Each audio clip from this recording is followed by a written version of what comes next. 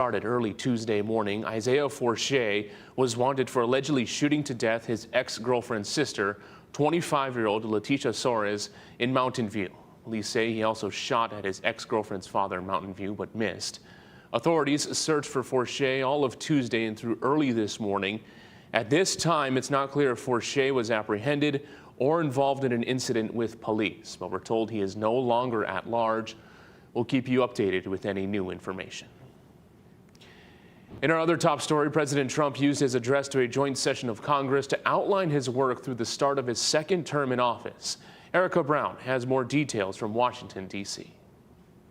One day after President Trump promised that all drug cartel members in America will be treated like terrorists, every last one will be rounded up and forcibly removed from our country. Vice President J.D. Vance and Trump's national security team toured the southern border. The president said yesterday, I think it's maybe the most important part of his speech, is that we didn't need new laws to secure the border. We needed a new president. Tuesday night, Trump also touted new tariffs against China, Canada, and Mexico. If you don't make your product in America, however, under the Trump administration, you will pay a tariff. But by Wednesday, the president paused those tariffs for cars coming in through the U.S.-Mexico-Canada trade agreement. Stellantis, Ford, and General Motors, they requested the call. They made the ask, and the president is happy to do it. It's a one-month exemption.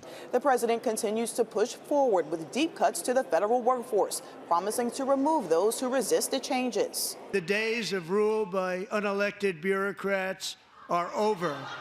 Elon Musk, the unelected head of Trump's efforts to slash the size of the government, met with Republican senators Wednesday.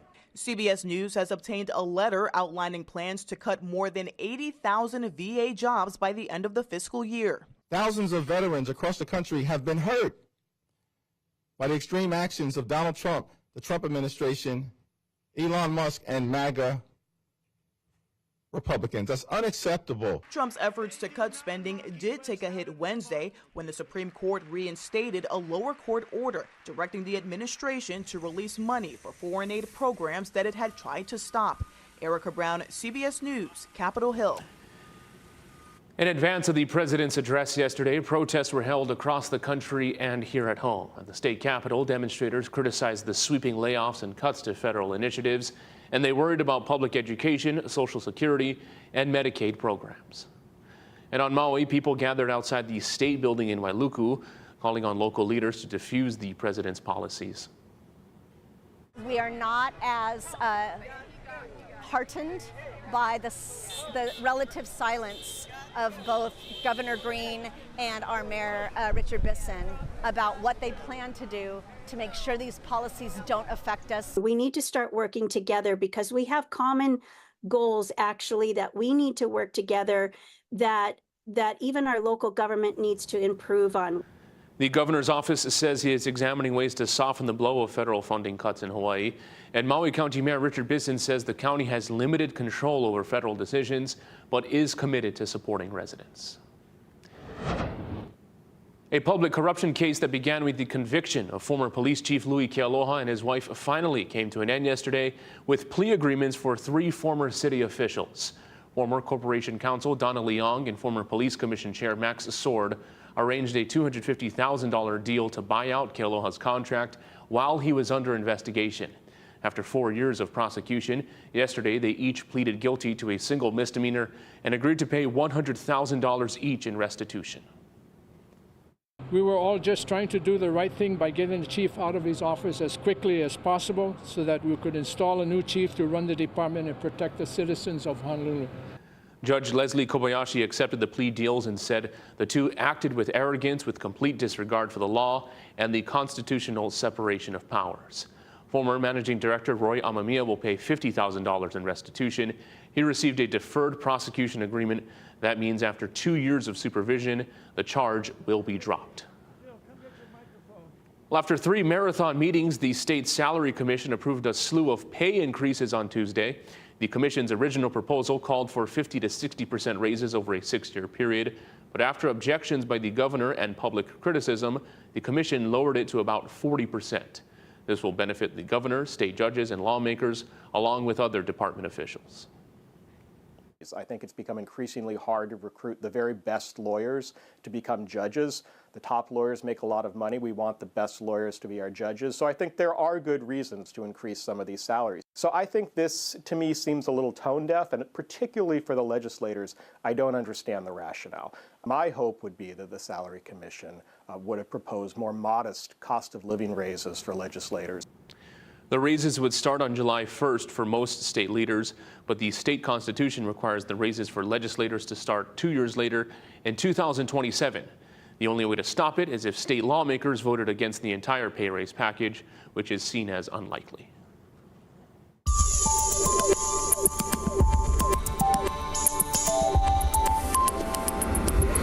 Well, happy Wednesday morning, everybody. The big story over the next couple of days is these strong trade winds we're going to have outside, and of course, the trade wind showers we're seeing outside as well. Breaking down your surf and shoreline forecast. Yesterday, we had a high surf advisory up on north and west facing shores, but surf is on the decline going forward. North facing shores this afternoon around 4 to 6 feet. East facing shores a little bit higher out there because of these breezy trades. And here's a look at your first alert 7-day forecast. Well, coming up with Hokule'a's 50th birthday just days away, we catch up with one of the crew members from the canoe's legendary first voyage. And what a show at Halemaumau crater last night with fountains soaring into the air. But is the lava still flowing? An update after the break.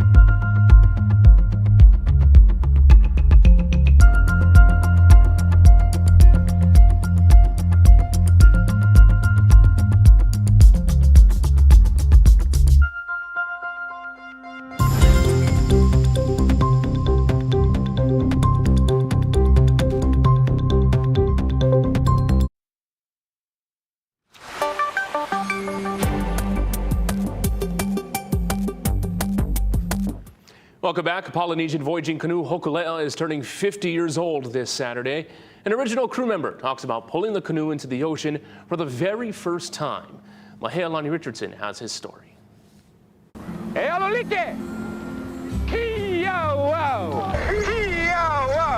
never seen this film. 1976 crew member John Cruz helped launch Hokule'a at Kualoa Hakipu'u on March 8, 1975. Wow. Hokule'a has rushed to the arms of Tangaroa. It's his voice on the Tip Davis documentary Hokule'a, Star of Gladness. Wow. Brings back. Watching a clip of him and other men paddling the voyaging canoe into the Pacific Ocean for the first time. The night and day are called to witness the passage of the voyaging canoe. It's clear he's moved by the power of that history-making moment. Never did see that. 81-year-old Cruz was just 32 years old during Hokule'a's maiden long-distance voyage from Hawaii to Tahiti in 1976. I think that wasn't really any hard part because, you know, we were young and, as they say, young and not stupid, but kind of young and, hey, we can do this. Fearless, maybe. We can do this. This is 30 days. What the hell's 30 days? You know, they thought it was going to be 30, 40 days. It came out to be 31 days. Now these young guys on Hokule'a refurbished, they can do it in 20 days. Incredible. And you look closely as we got closer.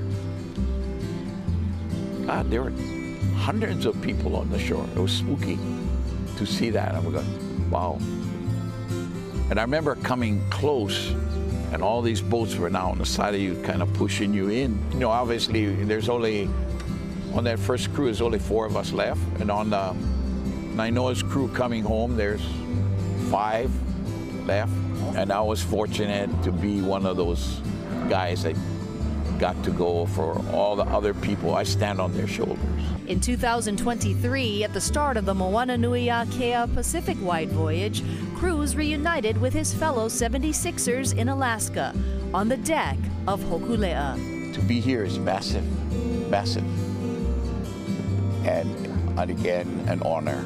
Billy Richards, Shorty Bertelman, and Cruz stood at the exact spot this photo was taken during that groundbreaking voyage. They say a highlight was sailing with a master, Maupiailug, who taught them how to navigate by stars and the ocean. He was instrumental in stopping the extinction of Polynesian navigation. Uncle Billy, when you see the photos from 1976, what does that say to you? We're still connected, for one thing. All of us. We became a family on this canoe, and it's a strong unit. You know, it's a strong bonding between all of us. We're all family. I love all these guys. I realize that I will miss all those people that have passed. Not only for us and our families, but all the people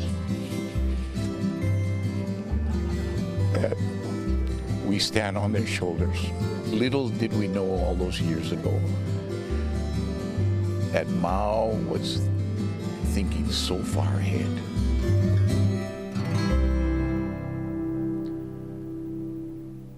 Thank you very much, Mahea. And the public is invited to Hokule'a's 50th birthday commemoration on Saturday at Kualoa Regional Park. You can also watch on K5, starting with sunrise at 7 a.m. and then live coverage from 9 to 11 in the morning. And later, our news special at 7 p.m., A Canoe is Born Hokule'a shows the 1975 film documenting her launch. Still to come, as Catholics around the world observe Ash Wednesday, Pope Francis remains hospitalized with pneumonia. An update on the pontiff's condition. And here's a look outside from our tower cam on this Wednesday. Drew Davis has your full forecast in 2 minutes.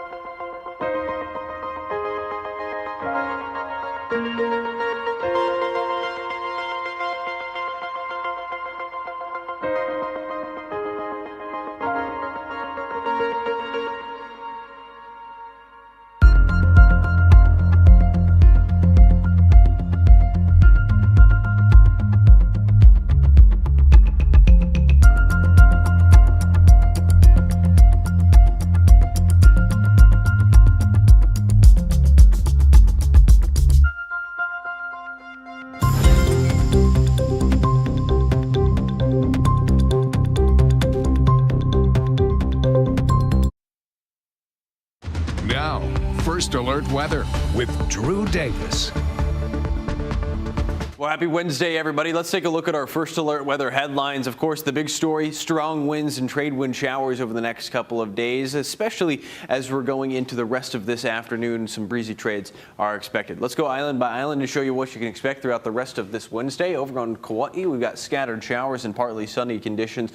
Breezy. You'll notice as we're going down the rest of the island chain, it's going to be windy. Oahu, wet trade winds are expected, and also windy conditions. Some wind gusts could climb up to 30 miles per hour. In town, 84 degrees for a high temperature, 81 in Kaneohe for a high today. Maui County, spotty showers and windy. Notice our wind gusts over on portions of Maui County could get closer to 35 miles per hour, so relatively breezy and windy out there. Over on the western portions of Hawaii Island, 84 in Kona, isolated showers afternoon, and foggy, of course, with the most recent eruption. We're expecting foggy conditions just downwind of Hawaii Volcano's National Park. Here's the eastern portions of Hawaii Island. Showers are likely, partly sunny. 80 in Hilo. Of course, we are tracking some rain over there as well. The northern portions of Hawaii Island, very windy. Some wind gusts getting closer to 40 miles per hour. Sustained winds anywhere between 25 to 30 miles per hour. So we're tracking this very closely. You can see in our First Alert windcast going forward. Overall this afternoon, sustained winds between 20 to 25 miles per hour across the entire state. Of course, some areas will be a little bit stronger than that, but we're watching for those strong wind gusts to see if it causes any damage. As we're going through our First Alert futurecast as well, a couple of showers out there, mostly over windward areas, but we could see some of these showers moving leeward at times, but a bulk of the rainfall is going to be focused over windward areas. We could see some showers in town as well. This is Thursday around 11 p.m. Your surf and shoreline forecast, north-facing shores around 4 to 6 feet, west-facing shores on the decline as well. Another northwesterly swell is expected to arrive at the end of this week. East-facing shores seeing a boost because of the trade winds, and of course those trade winds are keeping a bulk of the fog, especially with the most recent eruption of Kilauea, off to our southwest. Of course, we're seeing higher concentrations of sulfur dioxide directly near Hawaii Volcano National Park, just downwind South Point and the Kona coast, but none over the rest of the island chain. So we're watching this very, very closely to see if there's a little bit of a wind shift. Here's your First Alert 7-day forecast. Breezy conditions will continue over the next several days. Thank you very much, Drew. Well, the festival celebrating all things Italian returns this month. It is the annual event where Ciao meets Aloha. Casey Lund has the details. We want to say aloha from Velocity Honolulu. This is where everything's starting, a two-day event, right? Festa Italiana happening the 21st and the 22nd. We do want to just show off some of the cars here. Don't worry, these are out of my price range as well. We've got 3 Lamborghinis here. I don't remember necessarily their models, but I remember their prices. That's just a cool $3.9 million. This one is the one that I want, around $700,000. This one a little bit more affordable, about $350,000. I did fit into that Lamborghini earlier today.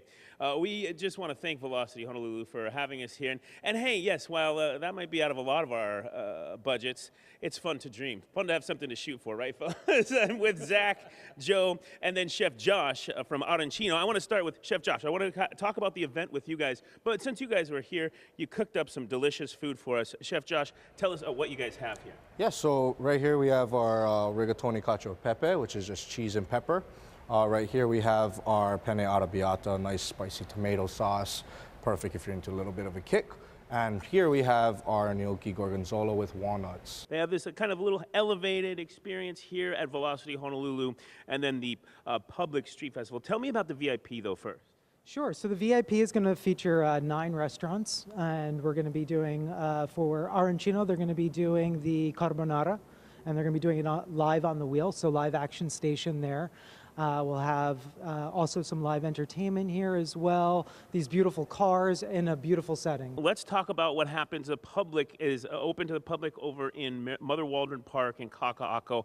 That is about bringing the whole family down and having a good time, and that has grown over the years. Absolutely. I think last time we did it, we had somewhere between 10 to 12,000 attendees over at the park. So free event, so bring down the family. You'll be able to enjoy some Italian spirits, try some of these vendors. We have 20 of them this year, so really excited about that. You know, we have Ili Ili Cash and Carry, we have Pizza Mamo, La Bettola, Arancino is going to be down there. It's going to be really a beautiful night. So we've talked cars, we've talked food, but I want to talk with Zach Diono about the culture aspect of this, the most important. It's all about sharing what makes Italy such a special place and the fusion here. Tell me about entertainment and culture. Yeah, definitely. We are excited to be supporting a lot of local artists, a lot of musicians, and performing arts. This year we have Hawaii Opera Theater coming back. They're going to be performing here Friday night, March 21st, with some folks from the production Carmen, which is going to be premiering April 11th and 13th at the Hawaii Opera Theater. And then they're going to be having some of the folks from their educational program performing in the street doing kind of flash opera. So we're bringing Italian opera to the people, to the streets of Hawaii, which is really exciting. Just overall, bringing all this to people in Hawaii that maybe are going to get to go to Italy or experience this, or maybe think there's not a big Italian scene here. I know because I've met a lot of you folks, and there is pockets of bring everybody together, though, and sharing. It must be pretty special for you guys. What's really special about this event is that we're not just celebrating Italian culture, Italian-American culture, it's celebrating Italian culture as it exists in the host culture of Hawaii. So that's where Ciao meets Aloha. And so you'll see all this beautiful fusion of Italian culture as it exists here, and it makes for a really fun, inclusive event. Very good. If we can, really quickly, just because I don't want anybody to forget, can we throw up on the screen the details for this event? Again, happening on the 21st and the 22nd. That VIP event is happening on Friday. The 2nd, as we've been telling you, is happening open to the public. That street festival with all those vendors, a family-friendly thing, is happening on the 22nd. What a wonderful event. If you want to buy tickets now, you can do that at HawaiiNewsNow.com. We have a link to Festa Italiana. We'll send things back into the studio for now. Mahalo nui, Casey. Well, on this Ash Wednesday, Catholics around the world are praying for the health of Pope Francis, who remains hospitalized in Rome with double pneumonia. Vatican officials say the 88-year-old pontiff is in stable condition, remains alert, cooperative, and is receiving oxygen therapy treatment. Observed across the globe, Ash Wednesday is considered a holy day that signifies the start of Lent. We'll have more news after a quick break.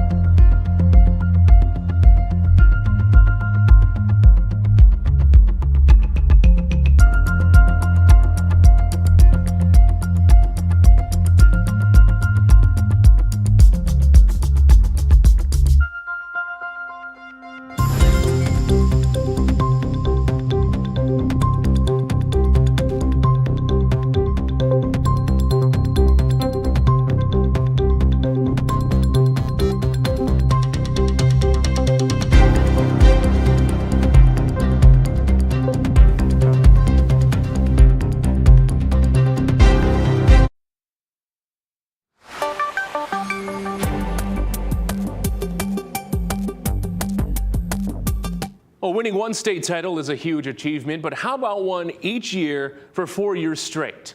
Here's the story of Wailuku's own Mika Labuanan. For the last 4 years, Kamehameha Maui's Mika Labuanan has been a Terminator on the mat, locked in on a mission to win multiple state championships, a goal the Wailuku native set for himself years ago. I would say during middle school or even elementary, because I would see, so of course, local tournaments, you always see the high schoolers, you see them, how they do at states, you ask, you see them on TV. So just seeing them, I'm like, oh, I like being state champ too. So that's just a big thing for me, just wanting to be one of the best. And he's put in the work to make it happen, competing year-round for the Warriors and his club team, as well as wrestling in tournaments across the country. Go for a 4th straight state title. And all that training culminated at this year's state championships when he became the first Neighbor Island wrestler to win 4 state titles in 4 different weight classes. He vividly recalls the closing moments of the final match. I was right in the corner, and I was like, oh, this isn't going to work. So I switched to half, and I was debating, because if I messed up in that position, I was like, I would end up on my back in a real junk position. So I was like, I'm just gonna go. Boom, I went. I was like, yeah, I got it. Held it. Sat in the corner. I was like, oh, I got it. And I looked at the camera. I just started smiling. Get the bridge here out of it for Pauluhi, but those arms are hooked. Double armbar stack right here.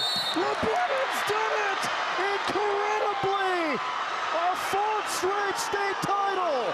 I try to stay calm inside the whole time as much as possible, but there's a lot of feelings that go on inside, a lot of emotions that run inside, but I try and hide it as much as possible and let him do his thing. Labuanan has a career record of 88-2, but like a true athlete, it's those 2 losses that stick with him the most. My room and in our garage, like I have all my medals like hanging, but all my first place medals are downstairs in the garage, but all my second place medals are like in my room right by my door. So every morning, like my freshman and sophomore year, I like get out of bed, walk on my room, I'll look at that medal and be like, oh, gotta go to work today. Later this month, he has a shot at a United States title when he competes at the high school national tournament in Virginia. He's still weighing his collegiate options and hopes to one day open a youth wrestling club in his hometown to train the Valley Isles' future state champions. The big thing that I wanted to leave for like the younger kids from Maui is that no matter how impossible a goal seems, if you really believe in your work and trust yourself and have a good community around you, anything is possible. We just witnessed something great. Mark Carpenter, Hawaii News Now.